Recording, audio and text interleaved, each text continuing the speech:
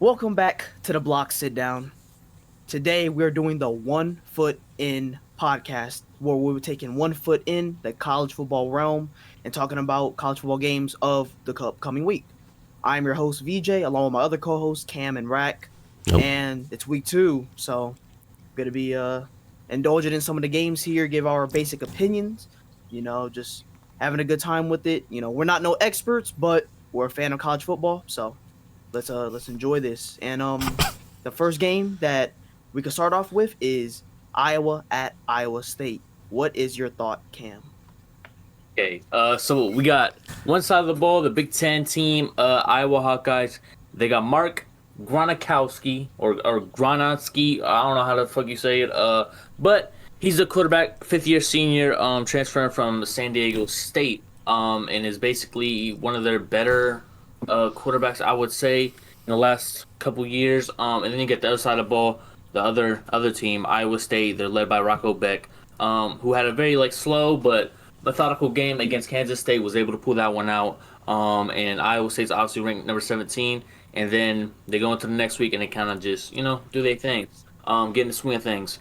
But Iowa State basically had to reload a lot. They lost a couple players to the draft, which is unusual for them. Obviously, Iowa lost someone like Caleb Johnson, who second round, was he a first round pick? I think he was second. I think it was second or third, something like that. I don't know. He's on my fantasy team though, so hopefully he does good. But it's one of the things where it's like I think the stat was Iowa goes into Iowa State and wins like the last 8 times or something like that.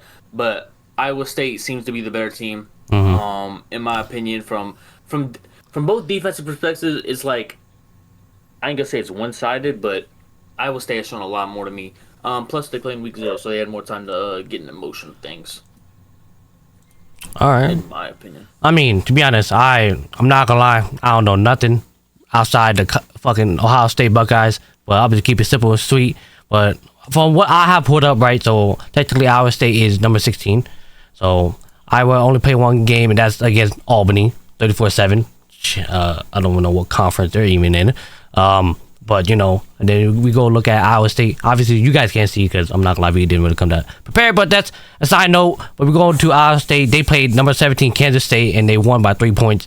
And then they also played South Dakota. But, that proved to Iowa State that, they are definitely the better team with the in-state rivalry. So, all points to win, all points to Iowa State.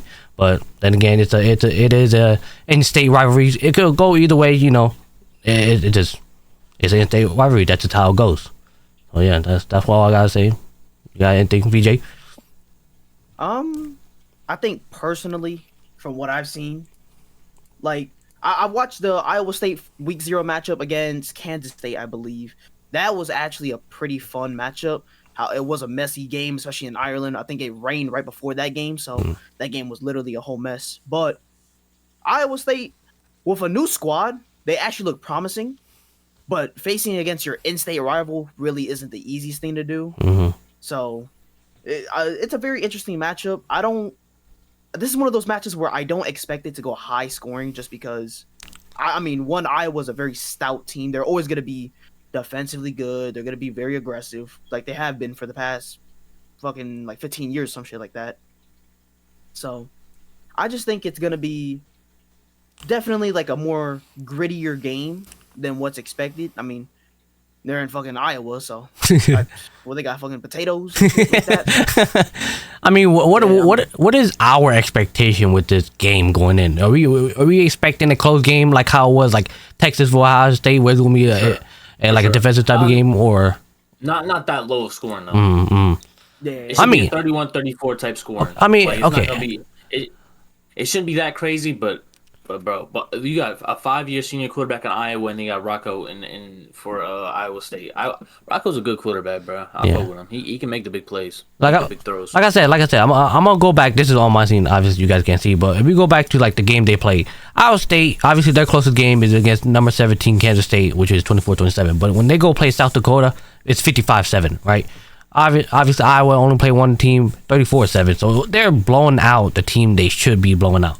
Especially coming from Iowa. You know how Iowa is. They don't got no offense, but I mean, we'll see once they get there. Iowa definitely get tested against Iowa State, and like I said, it's the in-state rivalry. So yeah, I think we're all expecting a close game. But then again, who knows? Iowa State could come out swinging right off the gate and just. Is it at Iowa State? Yeah, it's at Iowa State. So the favorites definitely all leads towards Iowa State. So I guess all we can do is really wait till that 12 o'clock p.m. and see how it goes. Is that all we got? By the way, Mark ain't had the best game last week either, bro. I'm looking at his stats, and I seen Rocco's. He's at like almost 500 in 2 weeks, like that. And then you look at fucking Mark on Iowa State side. He got 44 yards, 8 for 15. And it looks like it was run heavy. Xavier Williams, 122 on 11 carries. 15 carries for Terrell Washington Jr., 69 yards. I ain't gonna say I watched this game or anything like that, but I'm reading off the stats, and it's like, what is Mark doing? What is Mark here for? Yeah. He's a 5-year senior playing at Iowa. You gotta do something. 1 reception, 13 yards, their leading receiver, Jacob Gill. 13 yards? Yeah. 155.7? I was throwing the ball. What is this? You asking me in terms of Iowa standards? That's pretty impressive. You ask me. I'm just saying. You're not wrong. You're not wrong. All right, is that all we got for this game? Yeah, bro. Yeah. I think we could go into like what's everyone's score prediction? We can start off with you, Rat. What's your score prediction? Interesting. I don't think, like I said, I don't think it's going to be a close game like it was Texas for Ohio State. So I'm going to go with Iowa State. I'm going to give them 24-14. 24-14 to Iowa State. 31-21 Iowa State. Okay. I'd say like 24-20 Iowa State. Oh, okay. I don't expect to go anything crazy. But I think it's going to be a tough, gritty game. Yeah. It's definitely going to be something to watch all 4 quarters for. So, shit. I mean, that's what it sounds like. Especially for week 2, bro. Oh yeah. Ain't no games to watch, so I'm watching this Power 4 matchup. Yep. That game will be at 12 o'clock Eastern. So, good way to start off noon. This next game is also 12 o'clock Eastern. We're doing Illinois at Duke. Specifically, number 11 Illinois, which is, I think, honestly, this is one of the highest rankings I've ever seen, at least in my opinion. Sure. I've never seen Illinois really that high. So, what's your opinion on that one, Cam? All right. So, you got Darian Mensah. Darian Mensah is the quarterback for Duke. He allegedly got a payday of around $8 million, and that should be like eyebrow raising. It should be you looking both ways. Yeah. I don't know where Duke's pulling this money from. It looks like they took some money out their basketball program, and we got to get a quarterback. But to be fair, bro, he's a sophomore. He put up good stats at Tulane. He put up 2,700, 22 to 6 QB to TD ratio or TD to interception ratio. 2,700 yards. Took 17 sacks. And then last week, he put up a crazy game. I ain't gonna lie, bro. Wait, this is one game? 27 for 34, 389, 3 touchdowns, no interceptions. This is one game too. Yeah. That's like elite. That's elite lineup. So I ain't gonna lie, bro. If there's an upset to watch out for, it's this Duke team. Duke didn't. I don't know who they played last week. Hang on. They played. Who's this? Elon? Yeah. Second in CAA? Bro. Come on, bro. They got to start warm up, bro. Come on, bro. That's elite level comp, bro. Albany, Maine, bro. They facing Ivy League schools and shit, bro. It's still impressive, but he is a sophomore. But from what I've heard, Illinois, this is one of the best Illinois built teams in a long time. They got high expectations. There could be the Indiana of last year. That's what people are saying. One of them teams that could sneakily make the playoffs. But this is gonna be their first challenge for Illinois, and I really want to see. It's not about the win or loss. It's how they lose or win, in my opinion. Honestly, me looking into like Darian Mensah, apparently he got sacked twice. If I'm reading this correctly, it says 27 completion, 34 attempts, 389 yards, 79.4 completion rating, 3 TDs, 0 interception, 46 the longest pass, and then it says 2 sacks. So I'm assuming he got sacked, getting sacked twice by Elon. I'm not gonna say it's, I'm expecting Duke to have the best freaking O-line, but we're facing Elon here, so I would assume, unless he rushed, I don't even know, man. It just, for him to get sacked twice, there gotta be some sort of pressure on that O-line for him to get sacked twice. So, with them going to face number 11 Illinois, what does that mean? He's about to get sacked 4 times, And then we go. Let's take a look at Illinois. They're number 11. They played Western Illinois, so they face, they won 52-3. Duke won 45-17.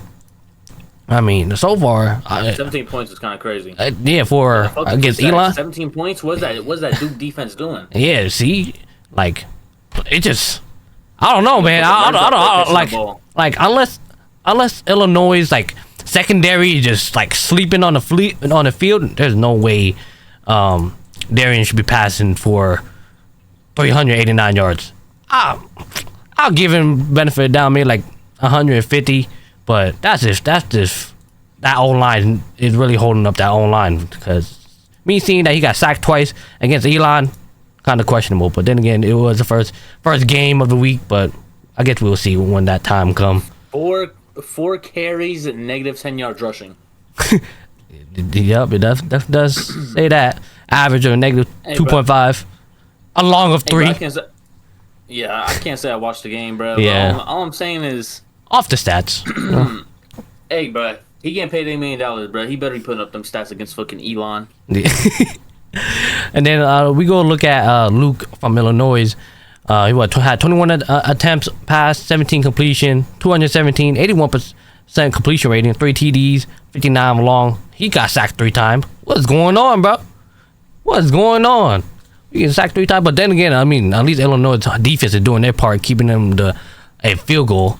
So I guess it's really gonna come down to this offense and their old line to see if they could really hold up, because somehow we're getting sacked by non-conference teams here, but guess we'll see.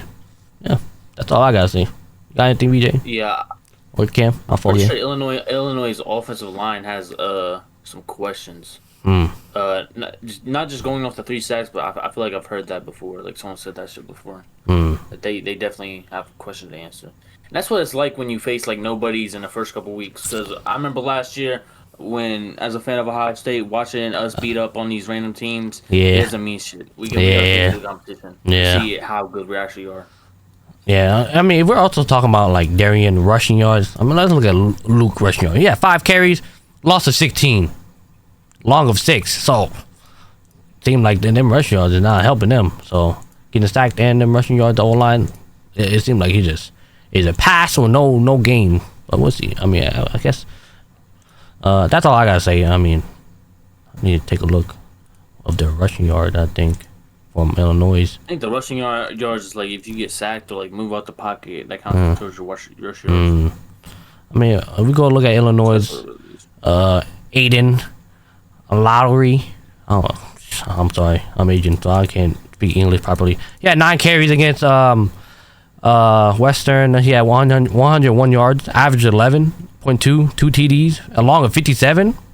Okay, I mean, to be expected facing Western Illinois. But yeah, that's all I got. BJ, what do you think about this game? What's your insight? At least from what I know, and I've seen a little bit on both teams, honestly. Illinois, they definitely have a very veteran roster. Like, to pick up on what you said, Cam, like, this roster is very similar to Indiana, specifically, at least for Illinois, is because they're returning 10+ starters from last year. So they have a very experienced veteran squad coming in. So that's why they're even ranked probably this high, just because of the amount of returning starters they have, the potential they have. They can maybe pull an upset here and there. We'll have to see.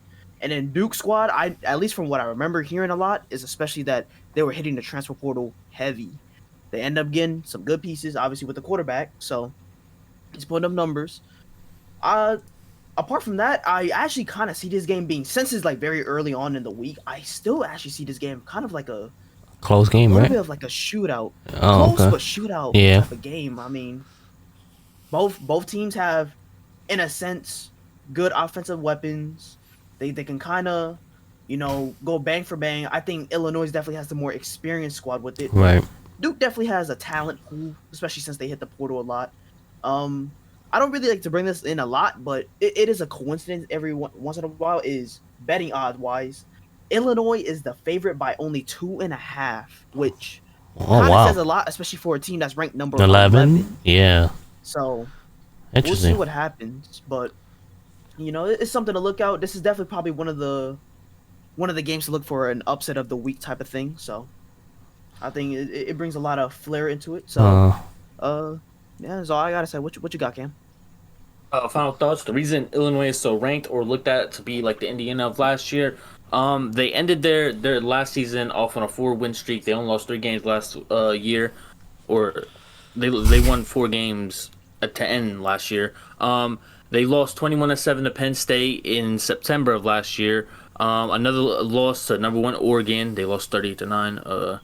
And then they lost to Minnesota that next week, 25-17. And that would be 4 straight where they win. They beat South Carolina in the Citrus Oh Bowl. wow. Oh wow. And Yeah. then they put up 38 points all 3 times against Michigan State, Rutgers, and Northwestern. Obviously not the best competition, but Yeah. that offense can score. Okay. That's good. That's good things to hear for Illinois, but yeah. hey, there's a tough matchup away, so we'll have to see. Oh damn! I didn't see what's that. your- Yeah.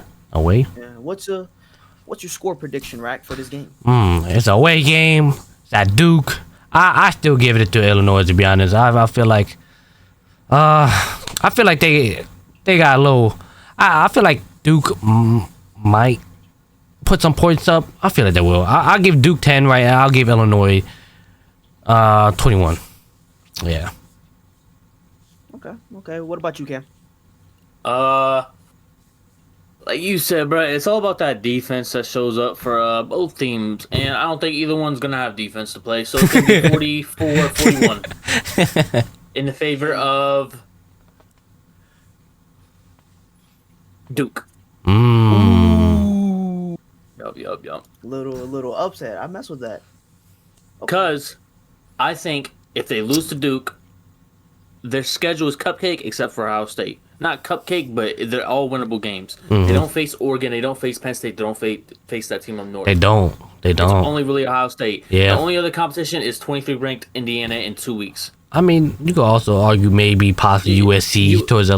USC, Washington, Maryland, Wisconsin. Yeah. But they're facing the second tier Big Ten teams. Yeah. They really was swerving through the competition when they made their schedule. What's your score prediction, I VJ? think a 2-loss Illinois team still gets in. Okay. Right, that's definitely possible. How about you, VJ? I think my score prediction, I think it is going to be a shootout. I'd probably say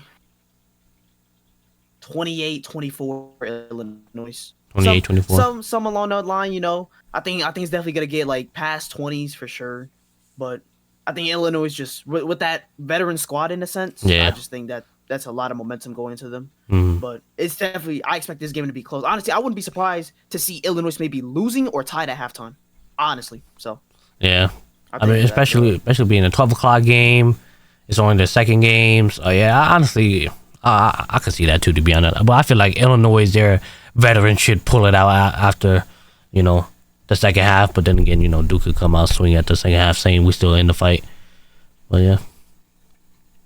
just literally like you just said, 12 o'clock game at 12 o'clock Eastern. So definitely a good game to watch. Honestly, for the Big Ten, definitely a good game to watch because this could dictate a lot of Big Ten possibilities. Yeah. Yeah. Nice to see.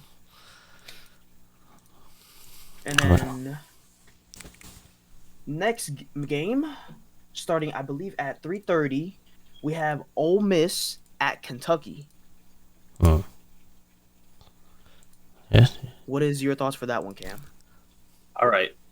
So we'll talk about the team that I'm not. Ooh. I think it's gonna lose, but give it a good fight. It's gonna be Kentucky. Kentucky, they got a transfer quarterback, a 5-year senior. Played his first 2 years at A&M, and then went to some like unknown school, the Red Ravens, Red Cardinals, or some shit, bro.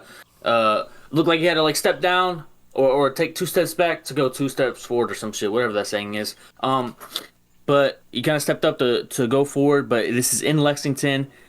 It's always going to be a good environment there. Shout out Kentucky. They're never in a conversation of being in the playoffs or like be like super highly ranked, but they always give good games no matter what, and this is gonna be one of them. Ole Miss on the road has a lot to prove. They lose Jackson Dart in the draft. They gain Austin Simmons. He's a true sophomore. He sat behind Jackson Dart, and he's like very highly touted, and I think he could do a whole lot. But this is gonna be his biggest test today, obviously, because it's week 2. But we can just go through Austin Simmons' stats. 20 for 31 last week, 341 yards, 3 TDs, 2 interceptions. But it was against Georgia State. They won 63-7. So I don't know where the 2 interceptions come from. Maybe early in the game. I don't know. But it looked like he had an easy day last week, but still put up 341 yards. Yeah. Yeah, for Ole Miss, for their quarterback be throwing 2 interceptions but still win 63-7. I mean, obviously it's more than just 2 interceptions. Obviously, it's a long game, but 63-7 with 2 interceptions. I'm not gonna lie, that's kind of impressive. From the offensive side, if we take a look at Kentucky, man, they played Toledo, 24-16 against Toledo. Like, I'm not saying. Kentucky, you're in the SEC. I know Toledo. Lead off the QB stats. Which one? From Kentucky? Yeah. Okay. Mr. Zachary. He had 23 attempts, 10 completion, 85 yard, 43% completion rate, 1 interception, along with 23. Yeah, 10 carries, 14 yards. I mean, he had a positive rushing yards at least, but they're not moving that ball. Or at least they're not through the air. The running back is. Running back is there. Yep. If you look at the running back, he got, let me see. Let me pull it up. 14 carries, 129 yards, an average of 9.2, and a TD and a long of 79. So that boy running that shit. So you could almost say the reason why they even beat Toledo was because of him. With a little reach, but then again, you put 129 yards down. But I get Toledo though, and you're in the SEC. I'm not gonna say there's definitely some, different comp. So I would expect more from Kentucky. I'm not gonna lie, but yeah, that's all I'm gonna say. Put respect on the MAC, bro. The MAC is good, bro. I know Toledo had a good season. I think 2 years ago. What was it? Back in 23, they only had 2 losses. Yeah, one of the losses came out of Illinois, and then they played. They beat Miami, Ohio the first time, 21-17, and they lost to them in December 2nd, 23-14. So, and then they had 3 losses, counting they lost to the Wyoming in the Barstool Sports Arizona Bowl, 16-15. They lost by 1. Damn. The what? The what bowl? The Barstool Sports Arizona Bowl. What does that mean, bro? Listen, man. Barstool Arizona's. They doing anything for the bowl game. They name them anything. I mean, 2024. They won the Game Above Sports Bowl. Even though this was, I would say, the regular season was. This is Toledo. One of their. They had 1, 2, 3. They had 5 losses in the regular season, but at least they won against Pittsburgh. Going to 6 overtime. Damn. 48-46. Damn. So, I mean, Toledo was able to win a bowl game, at least. So I guess it's no slack on Kentucky, but damn, Kentucky didn't even make it to a bowl game last year. Yikers. Bro, they play in the SEC, bro. They do. Bro, look at them losses though. Yeah, they lost South Carolina 31-6. Georgia, they faced Georgia, number 1 Georgia, 13-12. Hey, that's crazy. Whoa. And then they won against number 6 Ole Miss, 20-17. They lost to Vanderbilt. 4 wins. Yeah, they lost to Vanderbilt, lost against Florida, lost to Oh, yeah, Auburn, they kinda- lost to 7 Tennessee. Damn, Louisville. So Damn, I thought they was better than this, bro. see, they had Somebody that. smell like shit. Jeez. Jesus. Yeah. So yeah, I'm not looking. yeah, we could look at stats all day, but I'm just leave it at that. Yeah. VJ, the one and only ball knower. The one and only ball. I mean, for what I've seen at least, Ole Miss, they have potential. Definitely more of their younger squad, but they kind of remind me of like those college football like squads that like they're young, but like you're expected to win now, but they have possible growth, especially since like this is a squad where honestly like they have at least like 1 to 2 years with this type of squad. So they could make some noise for sure. I think over time, but we're gonna have to see the development of that team. I mean, Lane Kiffin, he's a great developer. Can he win the big games? Is always the big question. So that's always an interesting thing. And then Kentucky's never been really a powerhouse football team. Yeah. So it's always been like very inconsistent for them. But if there's one thing I do know very well, and I'm a big believer in, Kentucky at home has some weird magic, bro. These guys make every game close as hell when it's home. For some reason, at least the top tier games. Like obviously, you guys were just speaking about it. The Georgia game. Georgia was #1, and they barely lost by 1 point. Yeah. Yeah. Insane. I remember watching that game. I remember watching that Georgia game. I was getting pissed off. I remember. Bro, because I wanted Georgia to lose so bad, bro. I'm not even gonna lie. I was a big little Georgia hater at the time. Can't lie. Okay. So, I was getting pissed off, but Kentucky, weirdly good team at home. But I do expect Ole Miss to definitely pull this one through. Mm-hmm. But we'll see how well they look into it, especially since I think, in my opinion, Kentucky's biggest strength is their defense. I think their defense is solid, but you can't keep throwing the defense out every 2 minutes. Eventually, they're gonna break. Eventually, so can't keep doing that. So we'll see. And then one thing I would like to also bring up again with not a big believer, but you know, if it's there, it's there. Is betting odds. Ole Miss is only a favorite by 8.5, which is could swing a little bit, you know, depending on how you look at it. But you know, seeing the odds on that makes me think that okay, this game they might think it's a little closer. So we'll see when time comes. But hang on, final thoughts for me. Kentucky did beat Ole Miss at Ole Miss last year, and that's with the Jackson Dart team. They won 2017. It's not the biggest win, but you know it's a win. Win regardless. This is gonna be a good road test for Austin Simmons. I wouldn't say it's more of a win or loss because Ole Miss is in the SEC. They need to win every game. But this is gonna be a good test. I want to see how he plays in this type of matchup right out the gate, second week. I mean, All right. while we're at that, you might well hit that score prediction, Cameron. All right. Ole Miss goes in Kentucky, in Lexington, and wins. Pulls the win out. Austin Simmons solidifies himself as the next up-and-comer for Ole Miss off this one game, and he only wins 17-13. Interesting. No. I'm in agreement with you, but my score is gonna be 21-17. Okay. I'll probably give this one 24-13.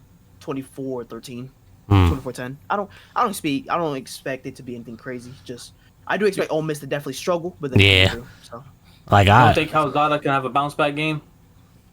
I think it needs time, in my opinion. I think it needs time. And then I don't know if Kentucky has the pieces. I mean, the running back is good, but you can't run the ball 50 million times unless you're fucking Ashton Jenney. And he ain't here anymore, so I mean that's all I could really say. But that's definitely a game to watch. That'll be at 3:30 Eastern. You know, definitely a nice little game to watch in the the 3:30 period, around 3 o'clock period type of time. You know, apart from any other good games? You know. we got one more. We're gonna Oklahoma State. Yep.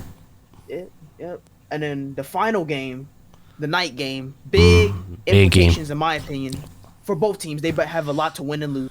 one. We got the Michigan Wolverines at the Oklahoma Sooners at 7:30 night game. Definitely an interesting one. What is your thoughts for this one, Cam? All right. Come on. This Oklahoma team is, I don't know. It's not 6-7. It's more like must win now. Made perfect sense. But John Mateer, the transfer quarterback, coming in from Illinois State. Wait, no, that's who he faced. Hang on. Washington State. I knew it, bro. Cam Ward. Washington State can't keep a quarterback. Unfortunate. It was like a 1-year starter, it looked like. Last year he put up 3,000 yards, 29-7 TD to interception ratio. So it's one of them things where Oklahoma has a very tough schedule and they're getting tested out the gate pretty much with Michigan. Down the line, you look, they got Auburn, they got Texas, they got South Carolina, Ole Miss, Tennessee, Alabama, Missouri, LSU. Bro, that final stretch is crazy, bro. That last 7 games, that is crazy. Yo. We're talking about a 3-loss team isn't going to get in the playoffs. This team, if they only lose 3 games and it's to one of these bottom 6 teams, LSU, Alabama, South Carolina, then 3 teams, bro, they still getting in, bro. I don't care what anybody say, bro. They only got 3 easy games: Temple, Illinois State, and Kent State. Everything else is fucking ranked teams. Yep. This is an insane lineup, so they're gonna get tested. Looking on the other side of the ball, you got Michigan, Bryce Underwood. He had a pretty decent game. So you go into this, it's kind of like another one of them Austin Simmons type thing. You're gonna be tested. Let's see what you do. There's not really. I don't know if there's high expectations for this team up north. I wouldn't expect it to be so. But I know that defense is getting reloaded. They didn't have the best outing last week, but they should be able to bounce back. Bryce Underwood was able to make it happen. Was able to get the win off 251 passing yards, 1 touchdown, no interceptions, took 2 sacks.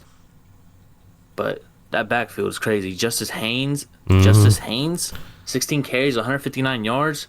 You got Marlon Klein, the replacement for Loveland, put up 93 yards off 6 receptions. He was the lone touchdown catcher.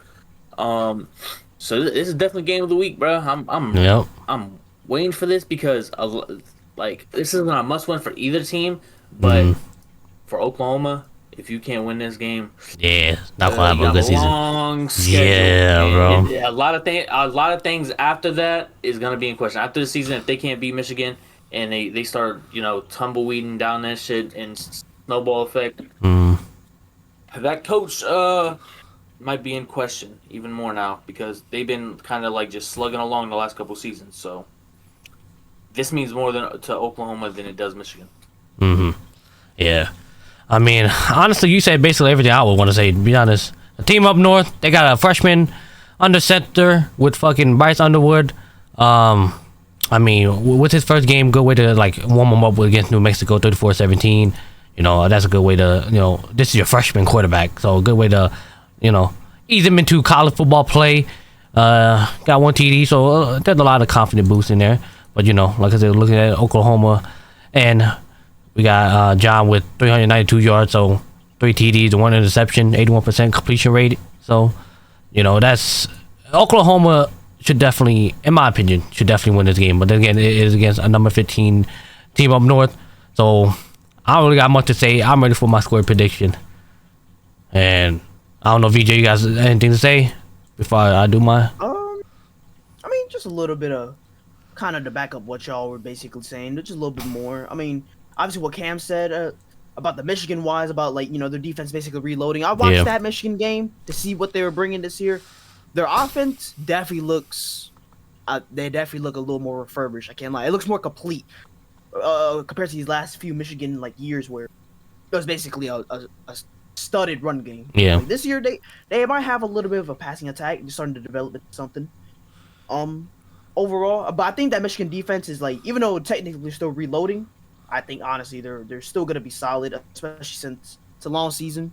They got I'm pretty sure if I remember seeing it right, they don't really have the worst of schedules. They can actually Who, kind Michigan? of, yeah, they kind of got a Yeah, pretty, Yeah, they got some cupcake. Washington type teams. Yeah, them cupcake They got a- teams. they got a little easy schedule for them to build up. So I don't think they really face anyone crazy this year. So there's Nah. definitely a lot to build up for them. And then Oklahoma wise, I mean, like Cam said, bro, like Gauntlet. Joe. this is literally this is a big game for them to win, especially since the back half of their like season is basically fucking.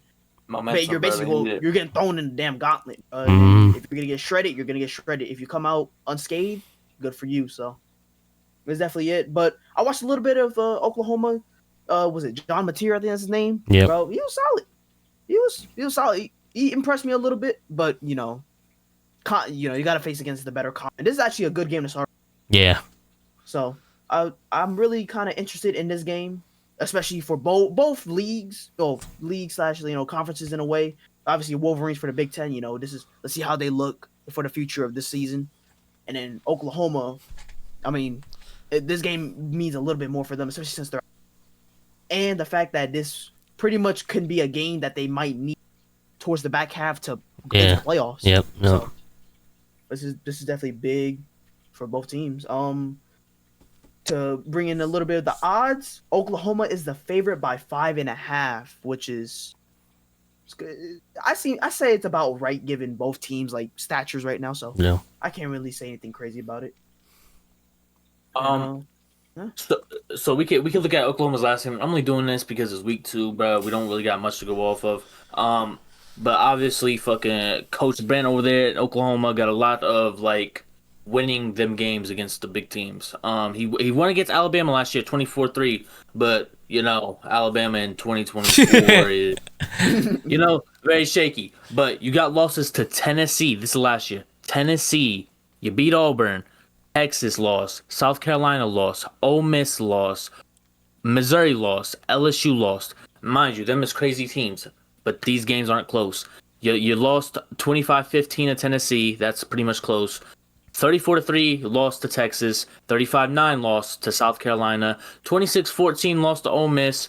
30-23 lost to Missouri, and 37-17 lost to LSU. If you want to be talked about as one of the playoff teams at the end of the season or top of the SEC, you can't be losing like this to the LSUs, to the South Carolinas, to the Texases. The SEC is competitive. We know that. Yeah. So you gotta set yourself apart, and it's the perfect game to start out with. You're facing the Big Ten. The SEC and Big Ten is gonna be one of the biggest conference rivalries. So start it out right and get you in.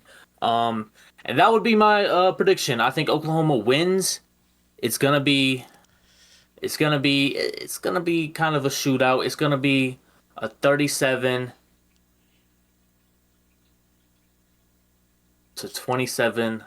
win for Oklahoma. Okay. Yeah. It's a bit different of a score, but okay. I got. What's different about it? 37 is just you don't hear that number. Yeah. That's why I say it like Really? that. Yeah. I mean, you most of the time you hear 38, 41, but not 37. So Yeah. Well, I know the score at the end of the week. So my pick's gonna be right. Unfortunately, okay. All right. Good see prediction. the future. All right, man.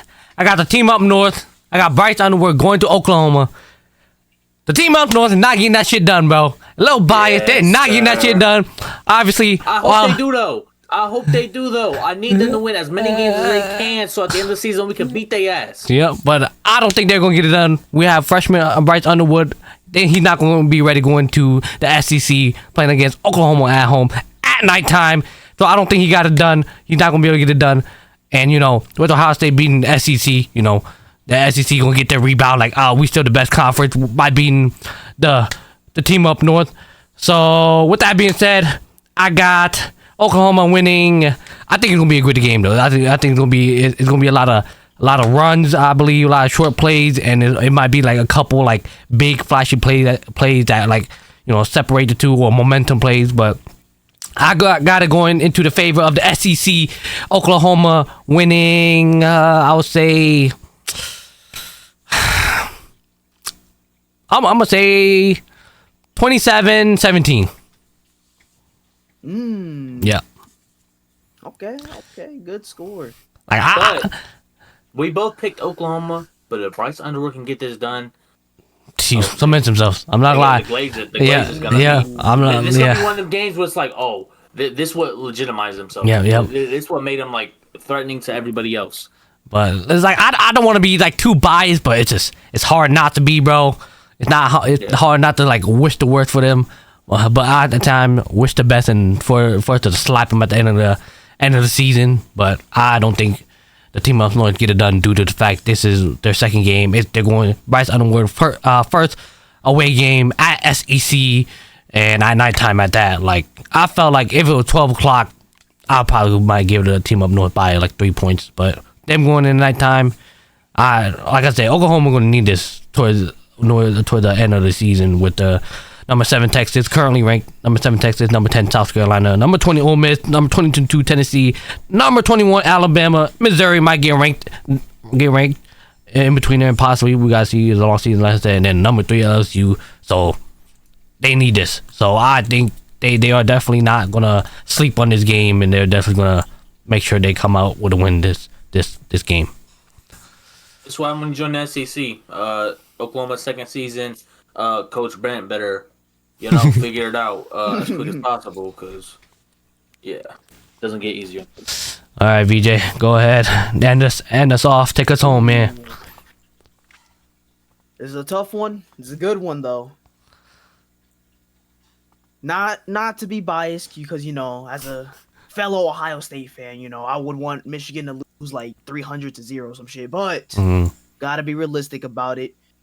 I got Oklahoma winning in an insanely close one, 27-24. Damn, we're all biased, bro.